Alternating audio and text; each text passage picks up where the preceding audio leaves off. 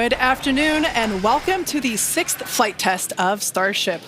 It is currently 3:25 p.m. Central Time at Starbase, Texas, and it has been just 40 days since our last launch of the world's biggest rocket. We're targeting our first afternoon Starship liftoff just 34 minutes from now, and that will occur at 4 p.m. Central Time. Now, this timing will bring us daylight views of the ship splashing down on the other side of the world. I'm Kate Tice, Senior Quality Systems Engineering Manager here at SpaceX. And I'm Jesse Anderson, a Senior Structures Engineering Manager, and we are joining you live from SpaceX Hawthorne.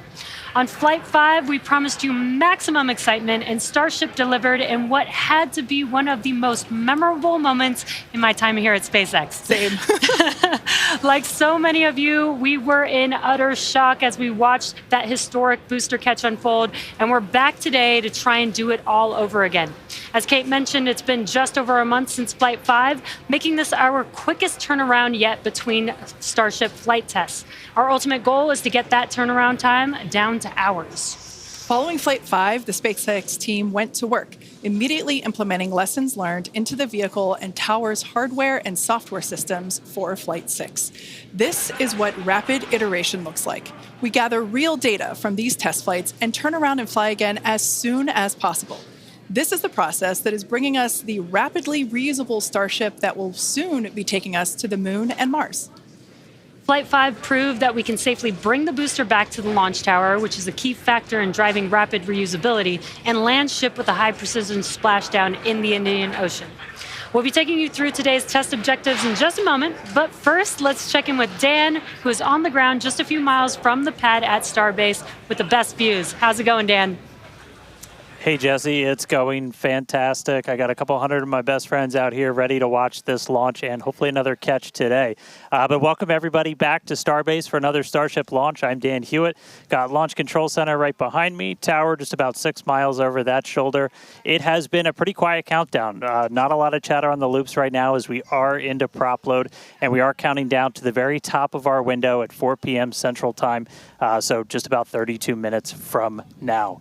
Right now, the range is projected to be clear by then. We've got our assets out there making sure land, air, sea, everything around the launch pad and then our flight path are clear before we give the final go to liftoff today. We got through the weather poll. Everything was looking great. A little breezy today, but well within our constraints for both launch and catch criteria. And as you can tell, we're loading propellant onboard the vehicle. You can see those white frost lines starting to tick up as we're putting the cryogenic, the liquid methane, and liquid oxygen out to both of those vehicles. The ship prop load started at about T-minus 49 minutes, and then the booster followed just a couple minutes after at about T-minus 41.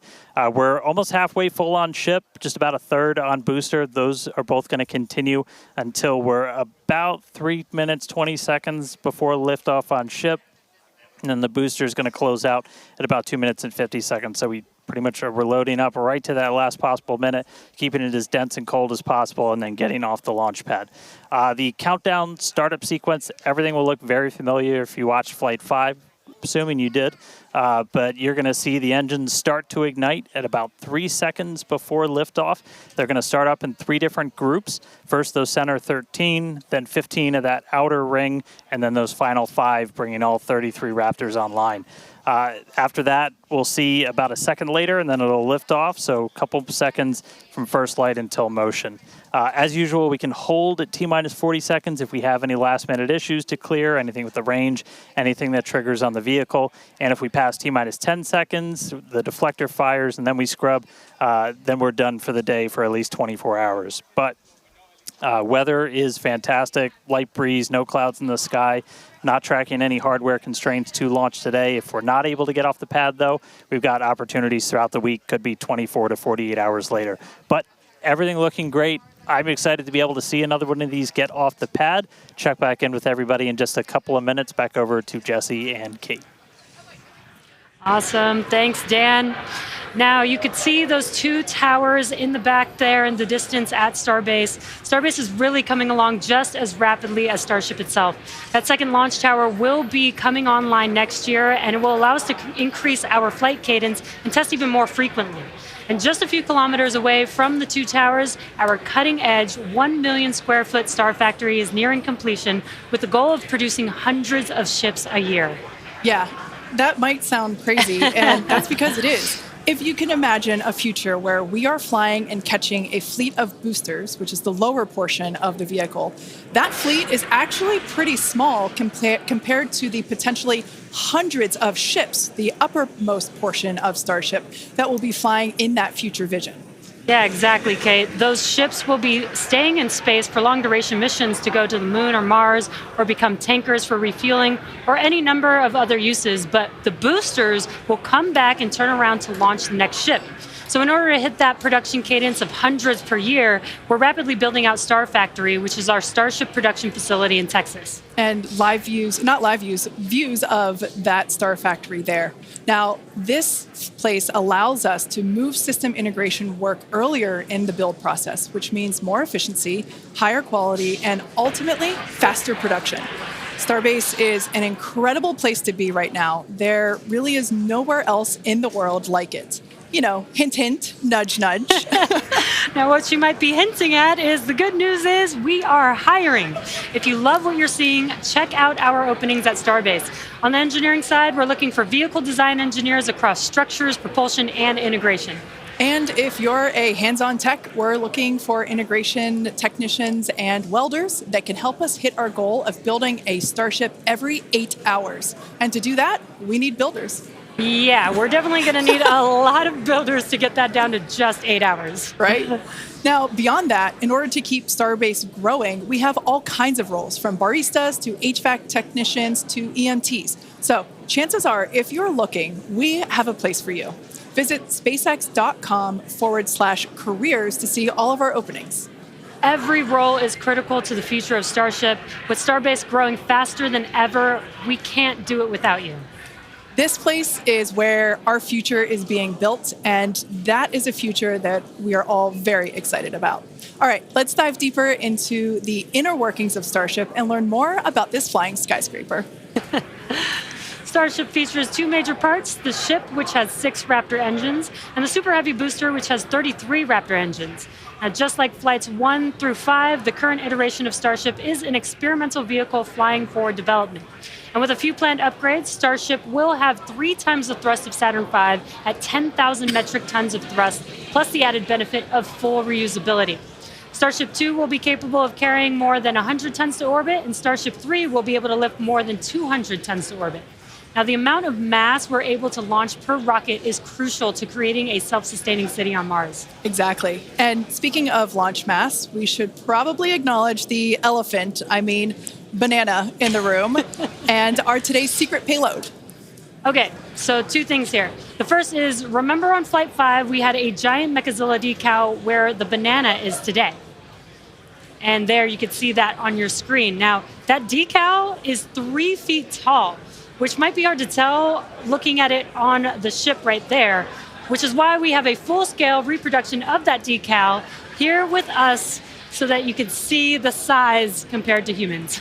Yeah, it is bigger than you think it is. Like Jesse said, it's 3 feet high, and this is full scale, just like the one that was on Flight 5. Now, it is hard to follow Mechazilla, but I do have one better. Bananas have been used for quick visual comparisons for quite some time, and our teammates thought it was time to bring the venerated yellow fruit to Starship. Today, we're flying Starship's first ever physical payload, which is, as you might have guessed, is a banana. That's a live view inside Starship, and if you look closely, you can see our stuffed banana payload, which is doubling as today's zero gravity or zero-G indicator. And while this payload will remain inside the vehicle at all times and will not be deployed today, it did give us a chance to do a test run of payload approval processes with the FAA. And that's something that we're hoping to do next year if we start flying our first Starlink satellites on Starship. Godspeed, banana. Some additional size for context, you can see on your screen a Starlink Mini next to a banana for scale.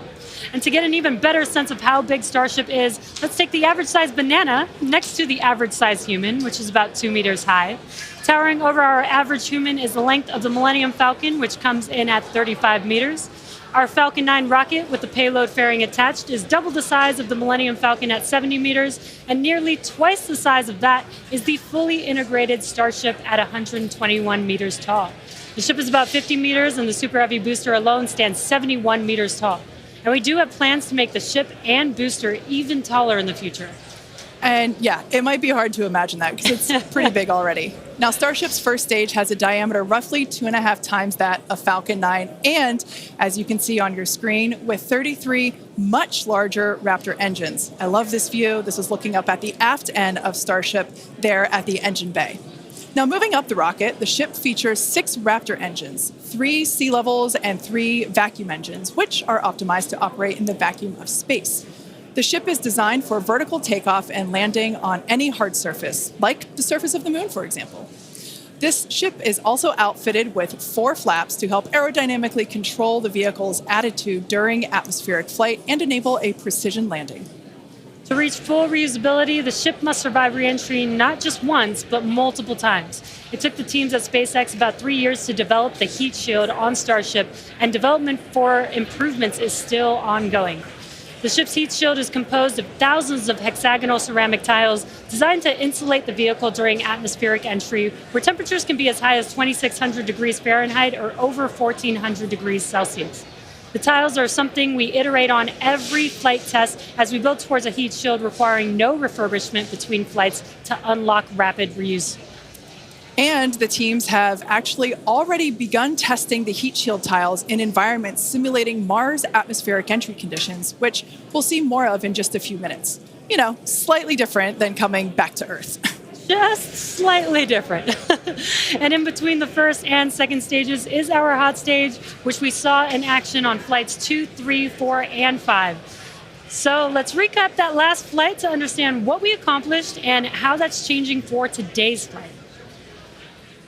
On October 13th, Starship successfully lifted off at 7:25 a.m. Central Time from Starbase, Texas. A gorgeous sunrise ascent that was fairly quickly followed by the hot stage separation maneuver, which we see here, as well as on multiple previous Starship flights. The booster then performed a flip maneuver, boost back burn, and then we jettisoned that hot stage, which you see there. The booster then performed its boost back burn, which brought it back on a trajectory to the launch tower, back to the Gulf Coast. We can see here the booster descending through the Earth's atmosphere. It broke the sound barrier again as it was coming back through. Those Raptor engines relit, and then the moment that made us all lose our minds, the booster came back for a successful first ever catch by the chopstick arms back at the exact same launch tower that it launched from. It was insane. As you can see, we all went bananas. And you did too, probably. Thousands of distinct vehicle and pad criteria had to be met, and thanks to the tireless work of the entire Starship team, we succeeded on that first attempt. And while that all was happening, ship was continuing to coast towards the Indian Ocean. It executed an excellent coast, made its way down through re-entry, relit its engines, did that flip maneuver, relit its engines for landing burn, and then splashed down into the Indian Ocean. Now that whole flight test concluded, that splashdown 1 hour, 5 minutes, and 40 seconds after launch.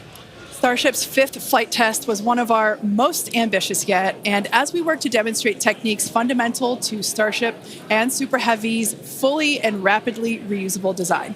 And I think I speak for all of us when I say that seeing the catch for the first time was an extraordinary moment for the entire SpaceX team. We've seen a lot of wild firsts here, but that was truly an epic moment in time. Yeah, we're not forgetting that anytime soon. It's certainly one in the history books. Now, today's mission profile is very similar to Flight 5, but there are some differences that we've incorporated as we prepare for future reuse. About 20 minutes from now, Super Heavy will ignite its 33 Raptor engines and lift off from Starbase. About 2.5 minutes into flight, the booster will separate from the ship in a hot stage separation, and we've seen that occur on multiple flights, including Flight 2, 3, 4, and 5. About 2 seconds after that burns, we'll jettison that hot stage. The booster will perform its flip and boost back maneuver. And we will once again look to return the booster to the launch site for a catch by the tower's chopstick arms. And once again, we will only attempt that if both the booster and tower are healthy after launch. We were successful last time, but we should emphasize that this process is still very new. And this is still just a test, so success is very far from guaranteed today. It's always a possibility that we'll lose the vehicle. It's a contingency that we always plan for. Yeah, exactly. Now, while the booster is doing its job, the ship's 6 engines will remain lit for a few minutes before shutting down and then going into the coast phase. The ship will coast for a total of about 40 minutes or so, reaching a peak altitude of approximately 213 kilometers. Now, one additional objective for this flight during coast is an in-space burn using one of ship's Raptor engines. Doing a burn while in space will build confidence that we can do deorbit burns, which is a key capability for upcoming orbital missions. Now, after the coast phase, the ship will attempt a controlled re-entry, and if ship makes it all the way down, we'll once again perform a flip and landing burn before splashing down in the Indian Ocean. Yeah. Now, there are some notable changes to our entry plans for this flight, and they will intentionally push the ship to, and very likely beyond its limits. This includes several thermal protection upgrades and operational changes as we prepare for future ship catch and reuse.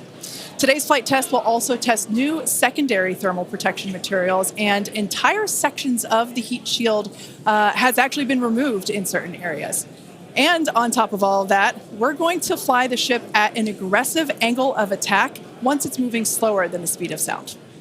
Now, this means we'll be flying nose down instead of our usual belly flop orientation during final descent. This will no doubt stress the limits of the flap's ability to maintain control, but it will be a chance to get real flight data on what our limits actually are. So, to put it as bluntly as possible, do not be surprised if this is not a smooth flight to splashdown today.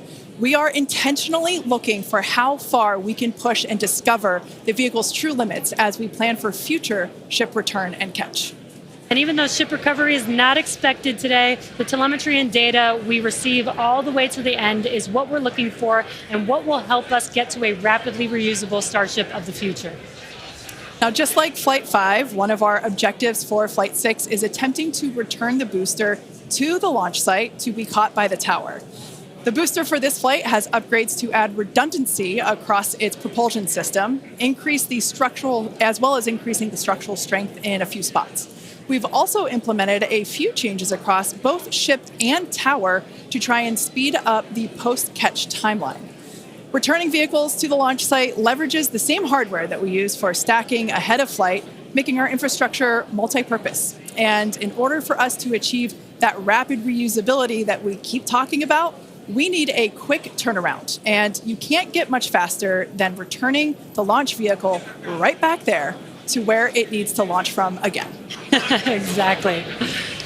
In this video, you can see our original render of booster catch alongside the actual footage of catch from Flight 5. This video is just mind-blowing to see the predicted versus reality. And just like the last flight for today's booster catch, there are thousands of criteria that need to be met in order to proceed with catch. Automated checks have to indicate we have a healthy booster and a healthy tower, and the flight director must issue a manual command which is informed by manual checks from the flight control team. If this command is not sent prior to the completion of the boost back burn, or if automated health checks show unacceptable conditions with Super Heavy or the tower, the booster will default to a trajectory that takes it to a landing burn and soft splashdown in the Gulf of Mexico. I remember when we first heard the call out that tower was go for catch on Flight 5, and wow, I still get goosebumps when I think about that moment. Now, for today's test, just like Flight 5, we're only going to catch if everything on the booster and the tower checks out after launch. As always, we accept no compromises when it comes to the safety of the public and our team. And so to that end, the area around the pad and the flight path are cleared in advance. A lot of things have to go right in order to line up the booster catch. So if all criteria is met, we will attempt the catch, but there is a chance that we may not. Either way, we'll be getting tons of in-flight data, which is extremely valuable. Exactly. That first catch was pretty epic, though. So, like you, we'll be keeping our hopes high to see another one this afternoon. Now, Dan, you got to see it in person last time. Are you mentally prepared for a possible round two? I mean, probably not. That was pretty hands down the coolest thing I've ever seen. And the fact that we're going to do that every time now breaks my brain a little bit, but it was absolutely incredible. One of the unique aspects with Super Heavy coming back is it does generate a sonic boom. This is something commonly associated with reusable spacecraft. It's coming in faster than the speed of sound and then slowing down. It creates that pressure wave that builds up, and then when it reaches you on the ground, that rapid change in pressure is that quick thunderclap sound that you hear. Now, generally, the only effect is that thunderclap sound, but if you're not expecting it, it's definitely going to get your attention, and we were able to hear it last time. The impact of, or how loud it is, changes pretty dramatically. And in this video, you can see as we were descending, and there was kind of that quick triple pop that you heard. Now, that was picked up from closer to the pad. Most people at our distance and further away, you're only going to hear one or two as they're happening kind of so on top of each other that it might just sound like one big bang. But as I said, that's something that's only associated with spacecraft being reused. We hear it with Falcon 9. We heard it during shuttle, and looking forward to hopefully hearing it today. Just a quick status check, though. We're about 85% full on ship, almost 2/3 of the way full on booster, continuing to count down about 13 and a half minutes, a little under that, until we lift off today. But still looking good. I'll check back in with you guys in a few minutes. Back over to Jesse and Kate. Thanks, Dan. Yeah, I think Dan said it really well when it really does hurt the brain to think that this is going to be the norm, that this is just the beginning. Every one of these flights is a step closer to a fully operational Starship that will take us beyond Earth orbit. And with our pace of rapid iteration here, the Moon and Mars are not nearly as far in the future as you may think. In fact, we're planning to send Starships to Mars as soon as 2026. Which is when the next Mars transfer window opens, which is under 2 years from now. Now, you might be familiar with the Starlink logo, which you see there on your screen. It's an iconic representation of the Mars transfer orbit, also called the Hohmann transfer orbit. This transfer window, or the time between the time when Earth and Mars are closest to each other, opens every 26 months and is only open for about 2 to 3 months at a time for a vehicle with Starship's power. Lining up a launch to Mars is similar to how we launched to the International Space Station, where we timed the launches to match the station's orbit. If we didn't do this, we would need more propellant and more time to get there. So the first opportunity we have to fly Starships to Mars, we plan to go for it. These first flight tests to Mars will be uncrewed and will test the reliability of landing in tech. If those landings go well, the first crewed flights will soon follow after that. Right now, our flight tests are focused on proving out reusability of both Super Heavy and Starship. In 2025, we'll continue that focus while also potentially flying our first Starlink missions and demonstrate capabilities central to our role in taking astronauts to the Moon as part of NASA's Artemis program. Starship will be used to land astronauts on the lunar surface on NASA's Artemis 3 mission, which will put the first humans on the Moon since 1972. One key capability will be the ability to refuel Starship on orbit, which you can see there on your screen, with a Starship prop tanker docked with a fuel depot. Next year, we're planning to test this capability by launching 2 Starships and having them meet up to transfer tons of cryogenic propellants. Now, when the time comes to land on the Moon, Starship will link up with NASA's Orion spacecraft in lunar orbit, where astronauts will transfer over for their descent.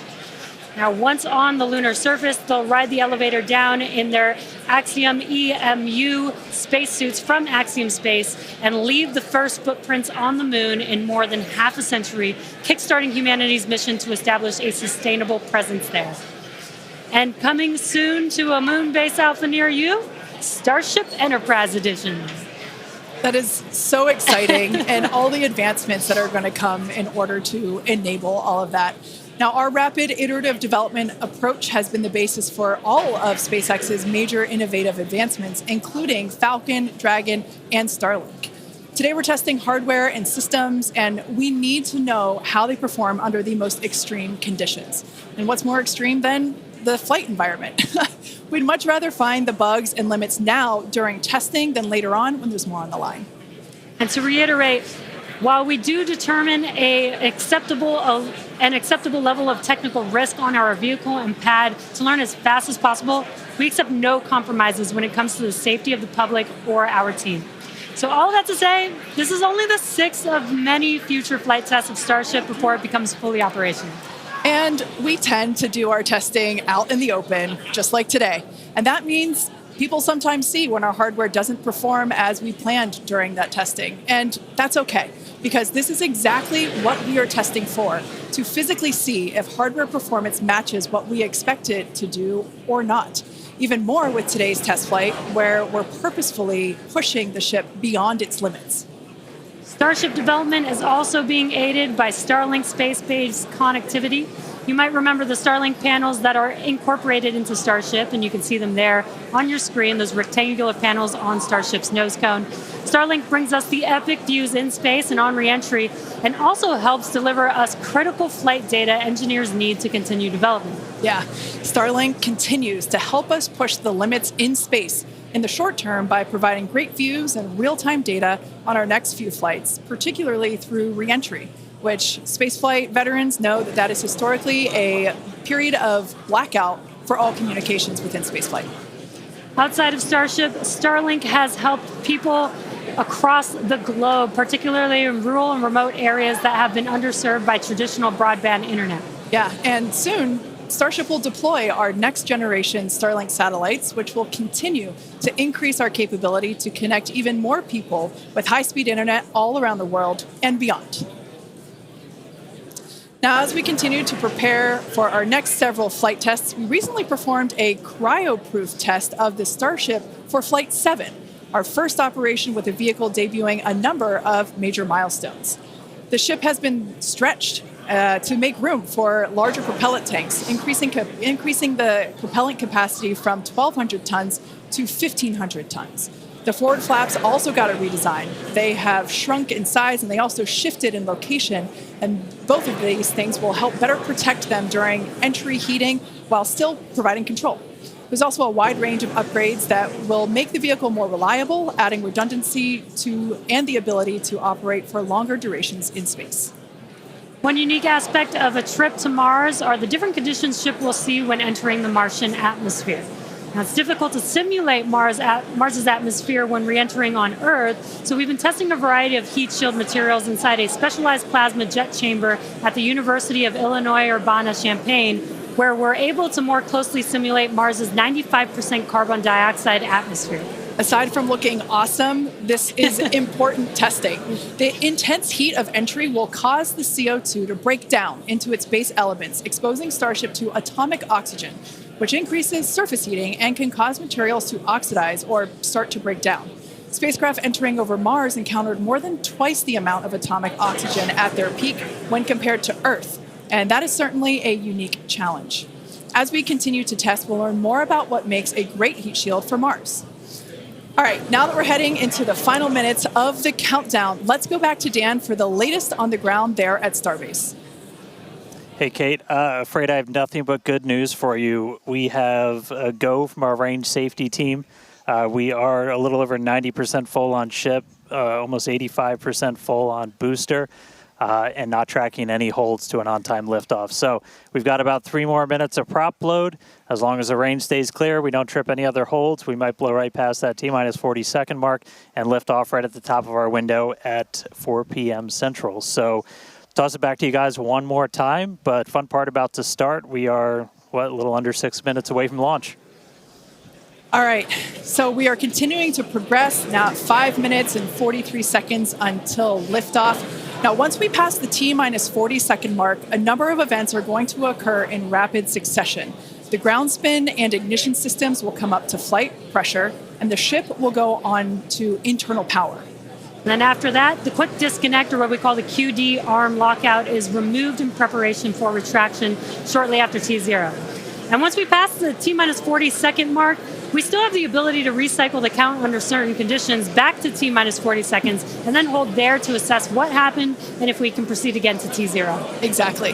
However, once the water for the deflector system begins flowing at T-minus 10 seconds, any issue after that would be an automatic scrub for the day, as the teams would need to refill the deflector's water tanks as well as the propellant storage tanks over at the tank farm before we're able to make another attempt.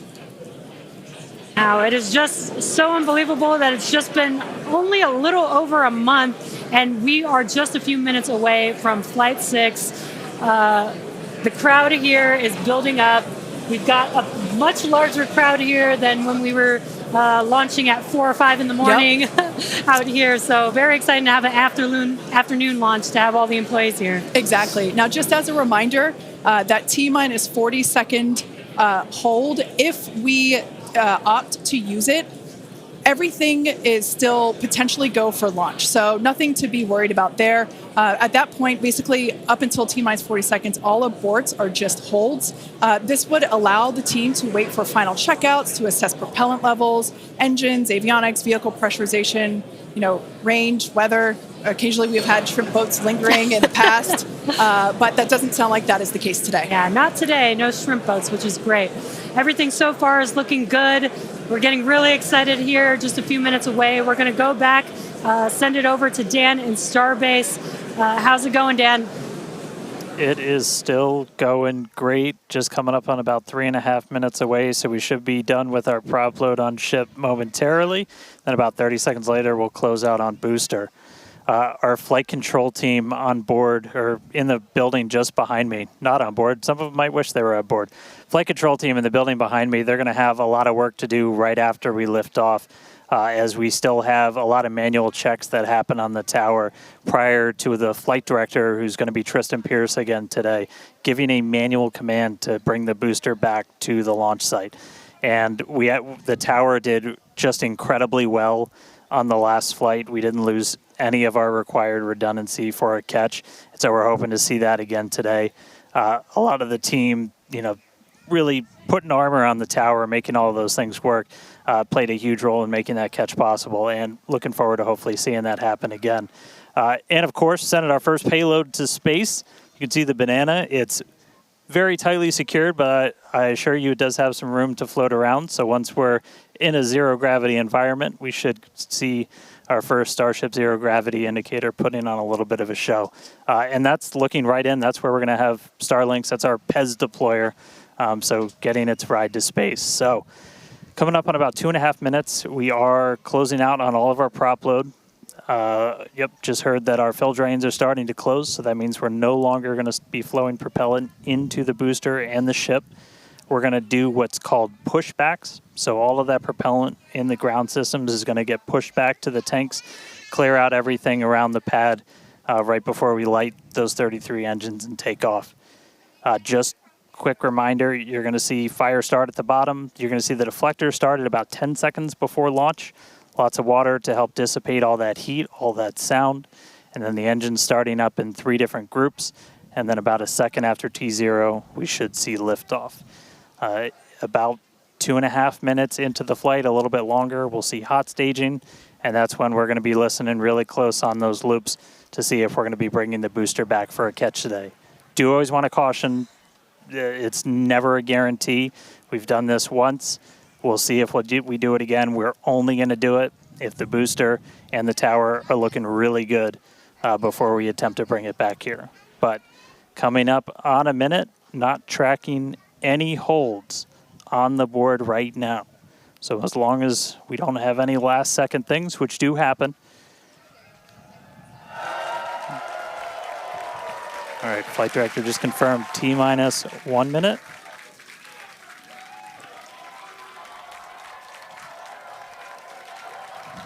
Key moment to look at in 10 seconds, that T-minus 40.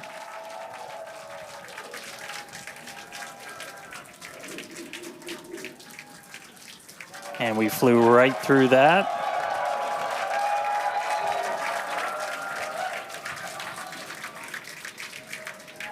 Flight directors go for launch. All right, we're now T-minus 20 seconds until liftoff of Starship Flight 6. This will mark our second attempt to catch the Super Heavy booster at the launch tower, as well as 10, 9, 8, 7, 6, 5, 4, 3, 2, 1.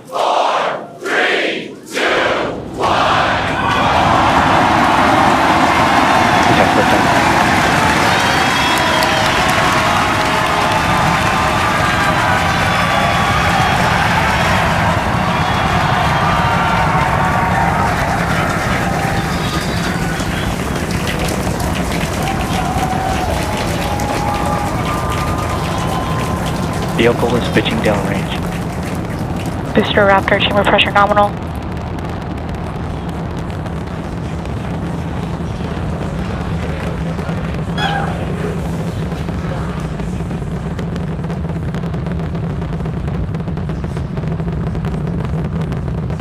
Booster and ship, avionics, power, and telemetry nominal.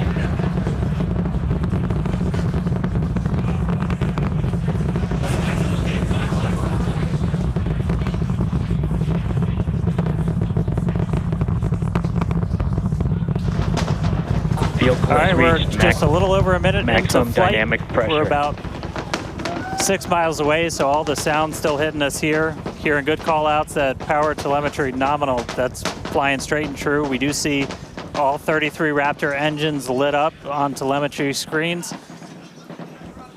At this point, we've passed through that point of maximum aerodynamic pressure, that max Q. Now coming up in just a little over a minute from now is going to be hot staging. So we're going to see the 6 engines on the ship ignite while still attached to the booster. Just before that, we'll see all but 3 center engines on the booster shut down. In what we call MECO, it's most engines cut off instead of main engine. And so while we continue to watch it go up, a lot of our flight controllers looking at all the systems around the tower. Again, we have to send a manual command. Just about 30 seconds away from hot staging.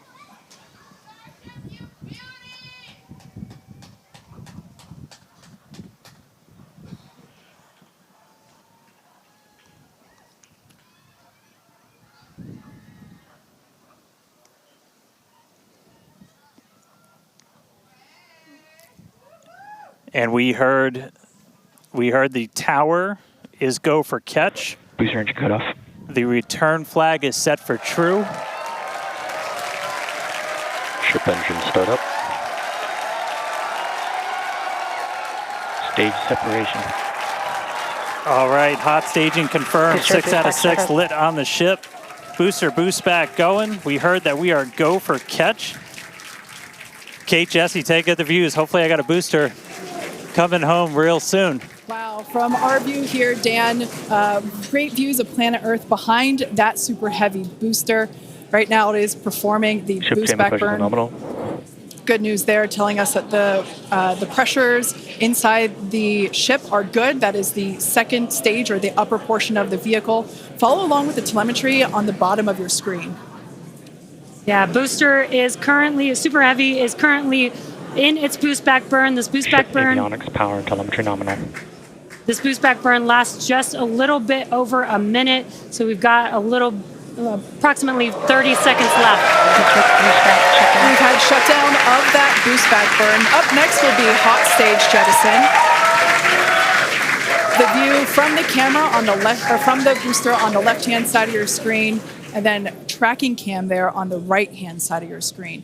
We'll see those grid fins. Booster offshore divert. And we can also see that the hot stage has been jettisoned. Yes, visual confirmation of that there on your screen, which is great. Now the next Starship is following a nominal trajectory.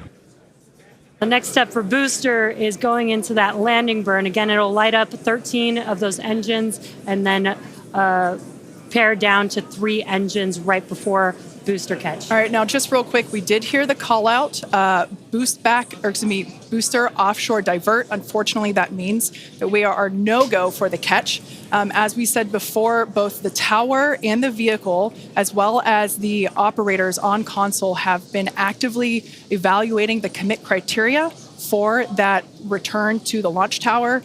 And unfortunately, we did not have a pass on those commit criteria. So we are no-go for tower catch. And we did mention that we're constantly evaluating the criteria for catch. There's a lot of things that need to go well in order to line that up. Unfortunately, today we will forego booster catch today.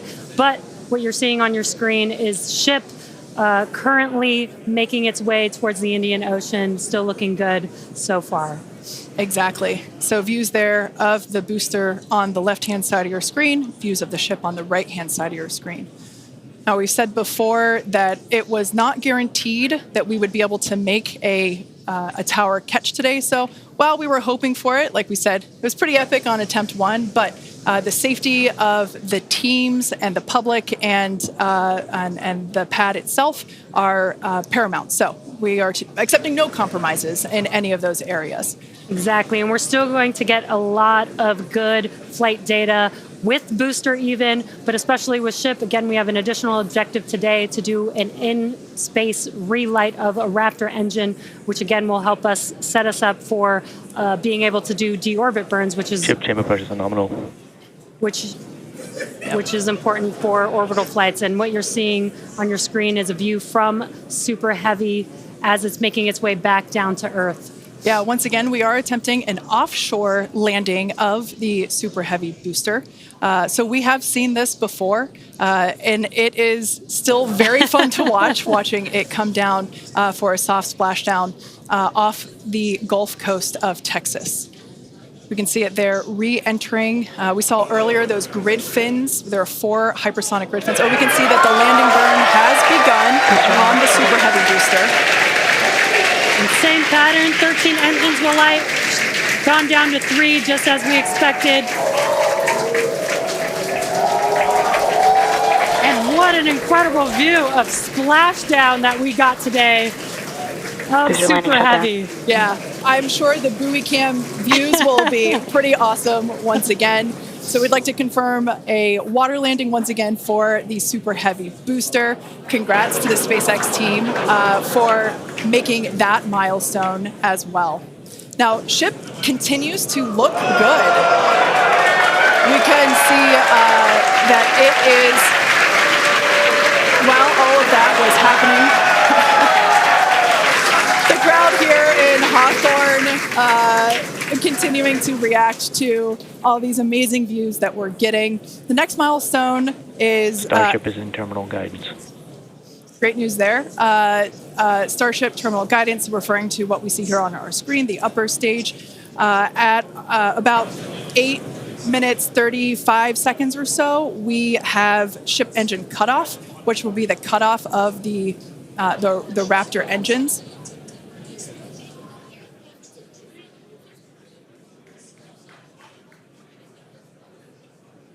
We can see on our screen ship giving us some incredible views brought to us by Starlink. This view is also very interesting because we can see basically the receding tile line that we referred to earlier, where we mentioned we have removed a number of heat shield tiles in order to test out and push the envelope on the ship and demonstrate what its capabilities are. Ship engine cutoff. And there we just heard call out for SECO, ship engine cutoff. Great news there. Everything continuing to look awesome for ship. Full view looking aft on ship here. Ship, FTS is saved. Nominal orbit insertion. There's that call out we were waiting for. Confirmation of good orbital insertion for ship today. It has been a very exciting afternoon so far. We'd like to send it back over to Dan, who can give us that live view experience. Dan, once again, are you okay after witnessing another Starship launch? Yeah, totally fine. You guys have to be jealous. This is the only way to do this. This is fantastic. No, it was really cool to see it lift off 33 out of 33. Didn't go for the booster catch today. Initially, we were good, and then we tripped a commit criteria and did the offshore divert. So we went and did that water landing, as everybody saw. We'll dig into it a little bit more, but again, we've done it once, we've now done it twice. We're going to keep trying to do it, as this is just a core capability of Starship and what's going to make it so incredible. There's a lot left. We're just about almost 10 minutes into this flight, so about 50 plus minutes still to go. Ship nominal orbit, so it's on its way around the planet. It's going to attempt to do an in-space burn. We're going to light one of those Raptor engines, the sea-level ones in the middle, just to help demonstrate that we can relight in that microgravity environment. Really critical for deorbit burns as we start to do some orbital missions in the not-too-distant future. And then following that, we'll see a ship entry maybe a splashdown. As you guys said, we're really going to be pushing ship on this one. We're pretty much intentionally putting it in places where we expect it might not do so great, and all that's to try and help us learn, see if we were a little too conservative, and then maybe that opens up more capability for when we start catching them. But I'll check back in with everybody in a little bit. I'm going to tune in and watch the ship fly around planet Earth, and hopefully we see it re-entering in the not-too-distant future. Back over to you guys. Thanks, Dan. Development testing, by definition, is unpredictable, which we saw with Super Heavy splashing down in the Gulf of Mexico today, but that is exactly why we test. As is standard for these tests, the area around the pad and along the flight path was cleared prior to launch, and we expect the road and beach to remain closed until further notice. Yeah, testing development flight hardware in a flight environment is what enables our teams to quickly learn and execute design changes and hardware upgrades to improve the probability of success in the future. Please do not attempt to approach the booster in the water for your safety as well as for that of our team that will be working on recovery. Now, we are going to continue though. The mission is not done. Exactly. The mission's not over. Ship is still coasting. But it has been nonstop since liftoff, and with the booster having completed its job for the day, we are going to take a short break for the next 35 minutes or so while ship continues to coast before re-entry. Now, as with previous flights, Starlink may enable us to talk to the ship through re-entry with no communication blackout. Now, we are still testing Starlink during this phase of flight, so nothing is completely certain. Yeah, so if we do have views, we will be sure to bring those to you live. And of course, one of those views include that of our, as we said before, surprise payload, the Banana. And we are looking forward to it. So we're going to come back in a few minutes, around T plus 35 minutes. Exactly. Views or no views, we'll see you back here at T plus 40 minutes for our coverage of Starship's re-entry, flip maneuver, landing burn, and hopefully see a splashdown.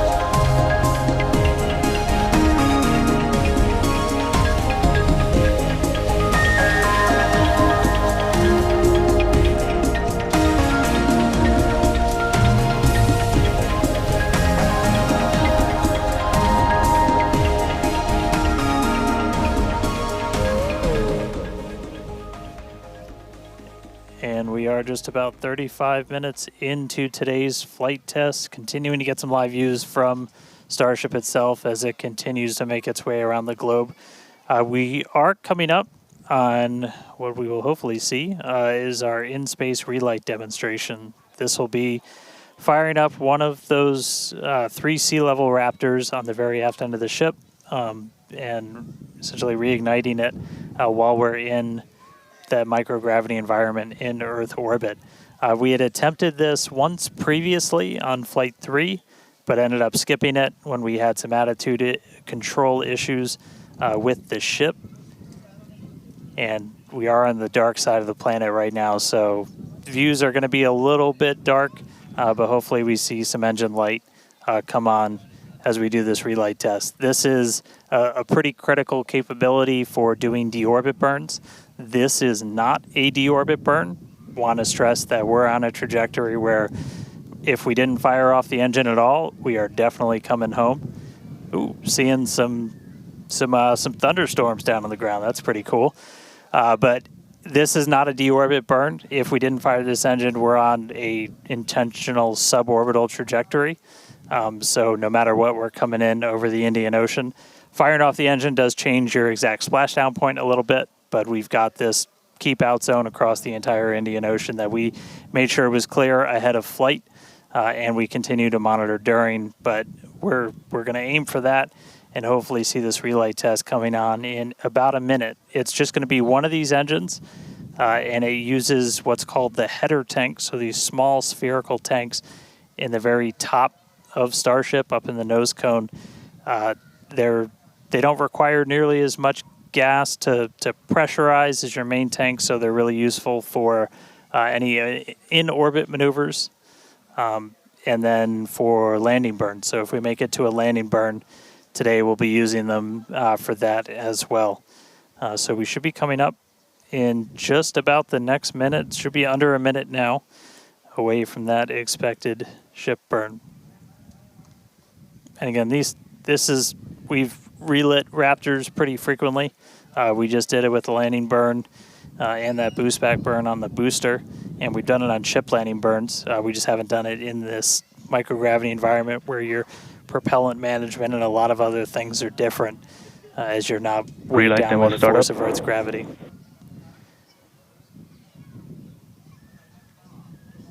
And just heard the call out for startup. There's some light. There's that Raptor relit. And shut down.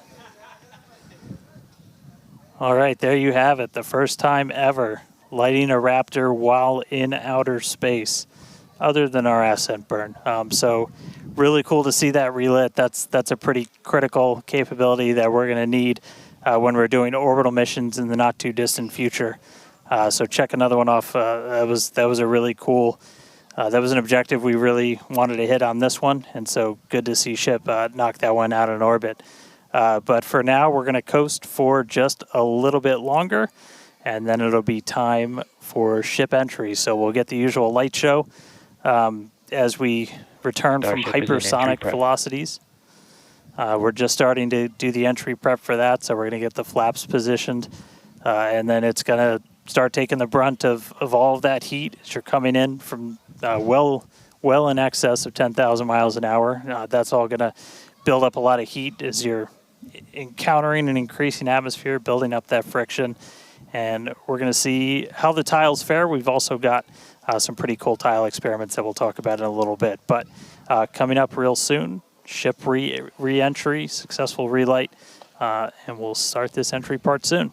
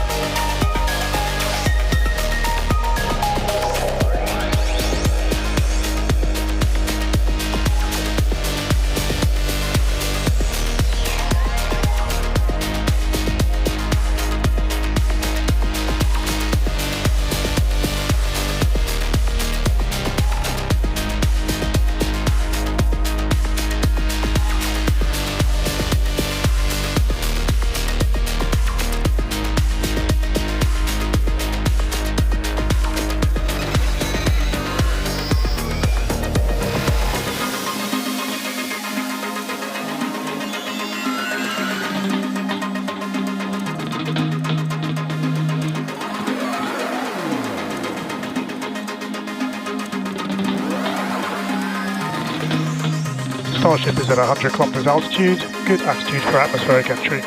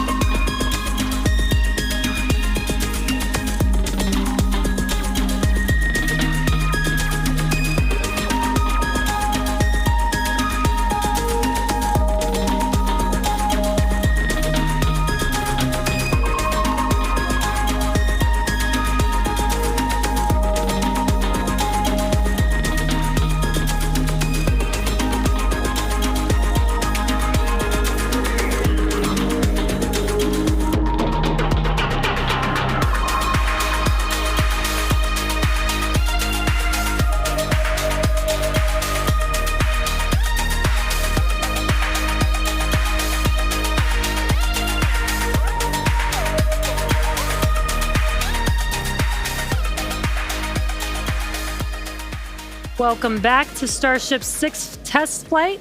It has been an exciting day so far. We lifted off from Starbase at 4 p.m. Central Time. The Super Heavy booster and ship had a successful separation as well as a good boost back burn and good separation of the hot stage adapter. We did not attempt a return to the launch site and catch attempt today when strict criteria were not met and the Super Heavy booster executed a planned divert to a landing burn and soft splashdown in the Gulf of Mexico. Yeah, obviously we were hoping to come back to the tower, but This was a test, and we knew that it was a very viable possibility. Starship is at 85 kilometers. Flaps now have control of the vehicle. All right, great news there, turning our attention over to the star of the show here, giving us these amazing views once again. We heard the call out there telling us that the Starship vehicle is now 83 kilometers above, coming up around T plus, now actually, the ship, as you can see, is beginning to re-enter the Earth's atmosphere. As a reminder, one of the main goals of today's flight test is for the ship to make it through the extreme heat of reentry and to do so in a controlled manner. Now, reentry is typically a portion of flight where we don't have communication capability with the spacecraft because it's re-entering at or around orbital velocity, which is roughly 8 kilometers per second or about 5 miles per second.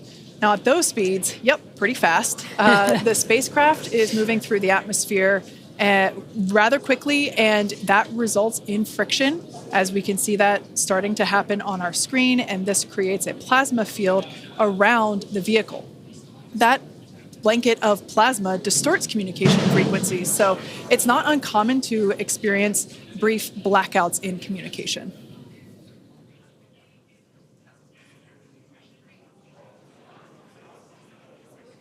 Starship is approaching the peak heating phase of entry.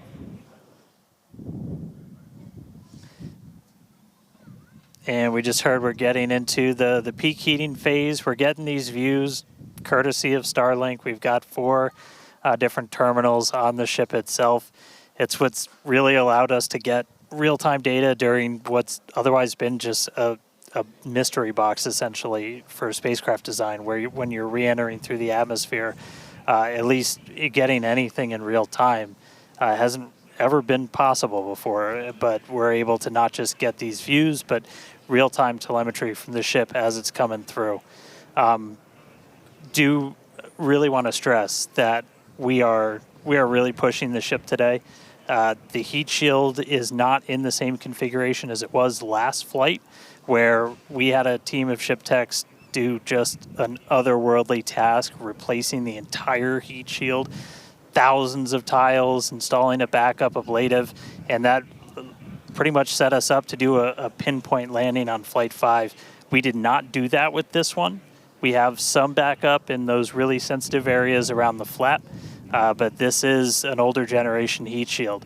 And knowing we weren't going to do that, we even went and removed some extra tiles. There are some missing tiles on the nose cone where we're testing some backups. There are some steel-covered tiles in a couple of different spots.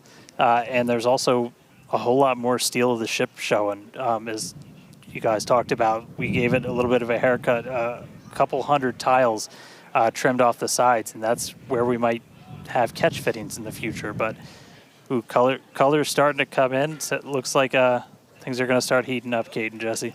Yeah, fun fact, Dan, we actually removed 2,100 heat shield tiles from Starship in order to basically present that necessary receding line, which you kind of can see there in your view. Think back to previous flights. The heat shield line came up further on the vehicle, and just like Dan said, we want to test the vehicle beyond what we think it is capable of carrying based on our simulations and calculations. So once again, to just be super plain, don't be surprised if we see some wackadoodle stuff happen here. We won't be. There are a number of things that we are testing out intentionally to see what the ship can take. Yeah, exactly. And knowing what those limits are will really help us design the vehicle of the future. Essentially, removing those tiles helps us remove a lot of weight from the vehicle, a lot of things that might potentially need refurbishment in the future. And the goal is to come up with a heat shield pattern or design that we don't have to refurbish. We can just continue to use it over and over again. And that's why we're changing some of those tiles and moving stuff around, removing a lot of those tiles, as Kate has been mentioning. Exactly. And, looking forward to the Starship capability of the future, we want to be able to catch Starship like we do with boosters. And so the next flight, we want to better understand where we can install catch hardware not necessarily to actually do the catch, but to see how that hardware holds up in those spots. And today's flight will help inform, does the stainless steel hold up like we think it may based on experiments that we conducted on Flight 5. Now, continuing to look, amazing views. Yeah, Dan, go ahead. Oh, I was just going to say, like, there's so much on this flight that we're doing to try and, make all the ships that we're about to start flying even better, just really understand what their capabilities are going to be. We've got kind of the next-gen ship lined up for Flight 7. It's got all of those heat shield upgrades and everything. And one of the things that we're going to be doing that's most interesting, and one of the reasons we wanted daylight, is we're going to be flying pretty aggressively as ship comes in. We're going to be kind of nose down, and we've done it in wind tunnels. We've done it in simulations. You might see the flaps really flapping around, trying to control the vehicle. We're betting we might have a little bit more capability than we think in just the analysis, but always a chance that bet doesn't pay off. But that just helps us know, like, what are our Starship limits. is now halfway through the peak heating phase of entry. Sweet. Halfway there. Halfway home, guys. Yeah, and if you guys, again, can follow along with the altitude and the speed of ship as it's making its way back down to Earth, bottom right-hand corner of your screen, speed is still going really, really fast. Again, as it gets closer to Earth, we'll see that altitude drop a little bit faster. It's kind of dropping pretty slow right now. And again, as we get closer and closer to literally the surface of the water, then we'll start to see that speed pick up. And if we can make it through this re-entry, we will attempt to do that flip maneuver once again and splash down in the ocean. Exactly. Like we've been saying, we are testing beyond the perceived limits of the vehicle. We want to go learn more about the ship, and this is a great opportunity to do that. So really pushing the flight hardware in a flight environment to help inform these future designs. As we've mentioned, it has a different heat shield. This heat shield is not the same generation as what we flew last time. This one is one generation older. So we are also testing out new secondary thermal protection materials. So basically, like, if the heat shield isn't in this one spot, can this other material protect the metal is the thinking there.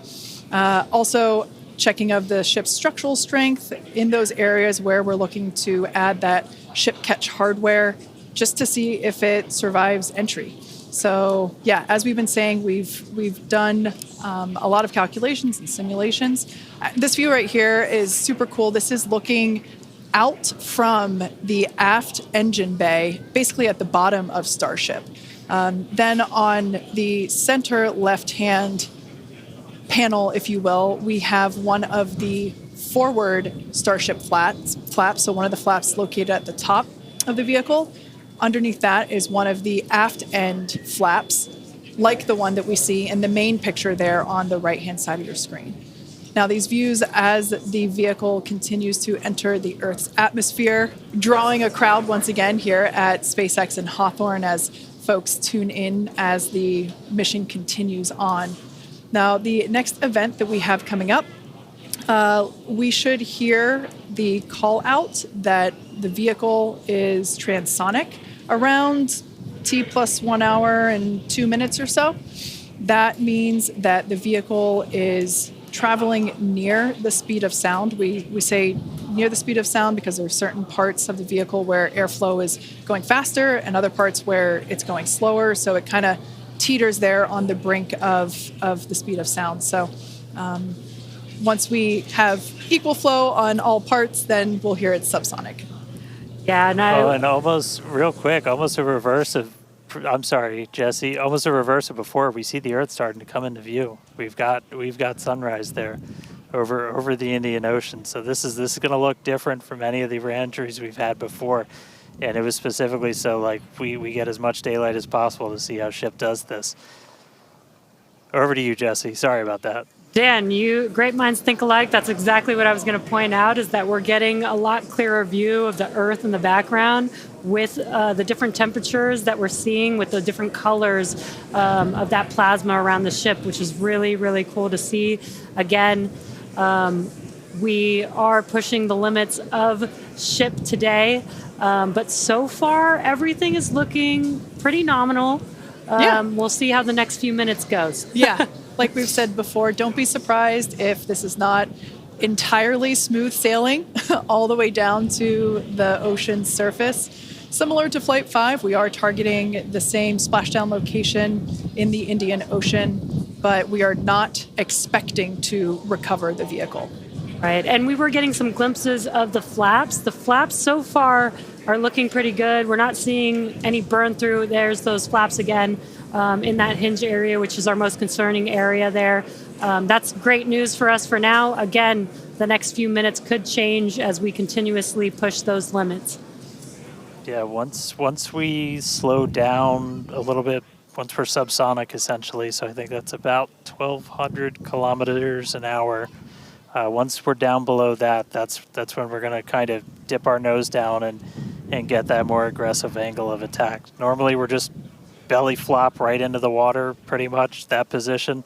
But if we're going to be able to do return to launch sites, we're going to want to be able to fly with a little bit more of an angle of attack, get you a little bit more range as you're coming through. And so this'll be just a test to see quite how far can we push it. And obviously we're going to do these kind of tests way out here in super remote areas before you ever try to bring a ship back to a place like Starbase. Starship remains on a good entry trajectory. External temperatures are coming down. All right, great news there. That tells us that we are through the phase of peak heating. So we are expecting these temperatures to continue to come down. Once again, we are targeting a soft splashdown in the Indian Ocean off the northwest coast of Australia. We can see these beautiful views of planet Earth coming in. Yeah, this is very different, where we had nighttime views of the ship as it was re-entering. And now we've got daylight. It is about an hour or so after sunrise there in the Indian Ocean. So pretty cool to see this. Yeah, and it might not seem like it makes a huge difference, but we do get a little bit more light on ship as well for the camera views that we have, which is very beneficial for us to visually see anything and try and correlate that to any of the sensors or data that we have on the vehicle. Exactly. That is why we shifted our launch window so that we could have that daylight in order to improve our observations of the vehicle. So not only are we getting all the raw data from all the sensors that are on board Starship, but we also have multiple cameras and assets out there that are watching the vehicle and will also be able to tell us with this visual story that is also very, very important.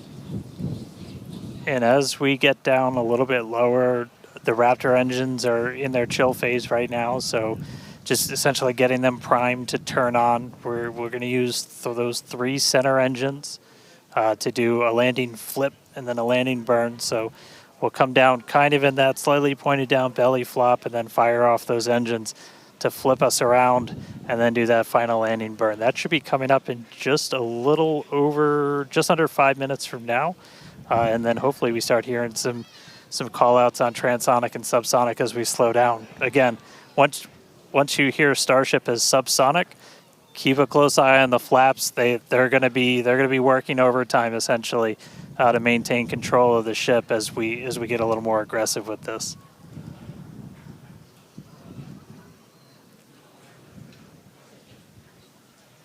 We can see that we are beginning... Starship has passed maximum entry dynamic pressure. All right, great call out there. But we can see on this view here that we do have some heating there on that looks like one of the forward flaps on Starship. This is to be expected. We knew that the vehicle would perform differently than what we had seen on Flight 5. This is actually really good data because it tells us what parts of the vehicle at this, what will soon be a higher angle of attack once we drop down below the speed of sound. We'll have a higher angle of attack, meaning we're going to be flying nose down, basically. So yeah, this is good news, but we can actually, looks like that heating is starting to cool off there. Yeah, it's a little burn through. Again, it is important to note when we start seeing that through the ship's descent as well. So like Kate was saying, we're getting some really good data here. It looks like the other flaps are doing a little better than the one that has a little burn through, which is some good news. Again, constantly watching. We've got a couple minutes until we're expecting to make it all the way back down to Earth. Exactly. And like we said before, we are not expecting to recover the ship, although that would be great. It'd be a nice bonus if it happened, but it's not really in our expectations today. We really want to push the hardware, as we've been saying, but really the telemetry and the data and the video that we receive all the way to the end is truly what we're looking for and will help inform the future designs of this vehicle. We can see some flap movement as the camera is moving around. That's what you're seeing there is the flaps adjusting. And we have a camera on one of the flaps there. This is the view that you're seeing there. And you can also see the graphic in the bottom. Starship is slowing down past Mach 1. And call-outs aligning with this. You can see the orientation of the vehicle starting to change. You can follow that graphic at the bottom of your screen. Again, that is why those flaps are changing. They control the orientation of the vehicle. Yeah, there are four. Go ahead, Dan. Starship has started the subsonic belly flop, remains on a good trajectory. I was going to say this is when things will start to get a little interesting. So this is when we're moving slower than the speed of sound. You can see that nose slowly start to tip down, and we're going to try and maintain flap control the whole way. But we are just a couple minutes away from hopefully doing a landing flip and landing burn if the flaps can hold together. Yeah, this is such a cool view. This reminds me of when we first performed the belly flop maneuver on the high altitude test with serial number 8. We saw the ship come back through, and I always wondered what it looked like from the ship's perspective, and this perspective, I think, helps inform that. We will be, as Dan said, we will be dipping down a little further and really be flying nose first. This higher angle of attack, we're intentionally doing it to stress those aft flaps, and that will help inform the limits of flap control in order to collect data for future landing profiles.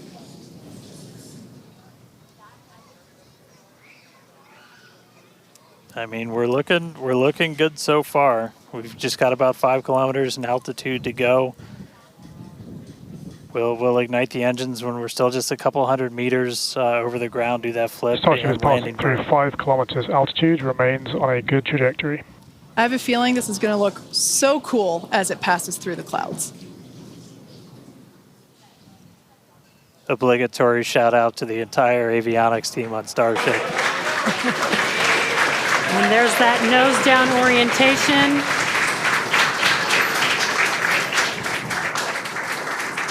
Now the Raptor engines will relight and help flip the booster back up. This is a more severe flip given the orientation. The engines will shut down prior to the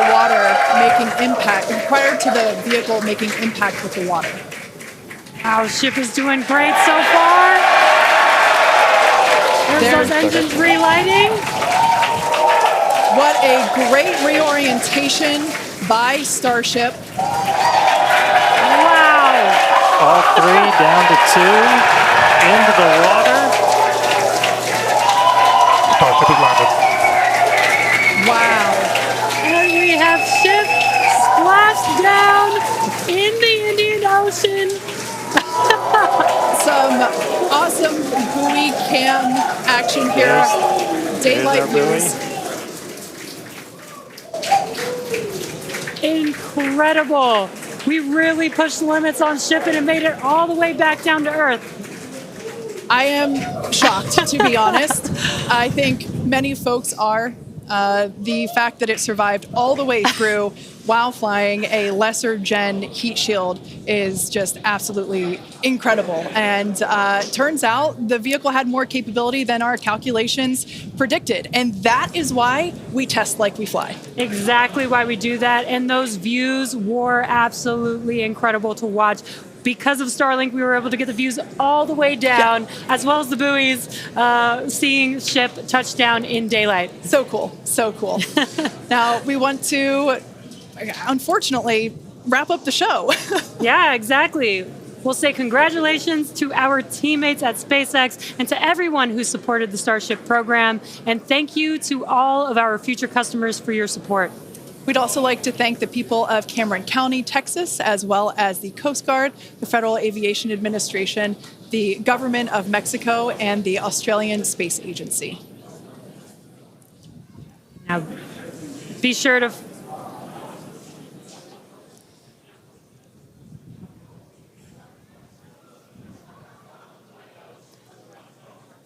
Hey guys, I could take it from here. That was just incredible to see that splashdown. As you said, thanks to everybody that took such a huge part in this. Everybody here at Starbase that's worked on this program, just really pouring your lives into it. Great to see another booster lift off. We'll catch it the next time. Great to see ship in the water. New version of ship coming soon, so a lot more exciting launches coming up real soon here from Starbase. But I'll send us out this time. We'll see you guys next time. Awesome. Thanks, Dan. Be sure to follow SpaceX on X for updates and more exciting views that we weren't able to feature on today's broadcast. I'm sure there will be plenty of those. Now, thanks to all of you for tuning in, and we'll see you next time.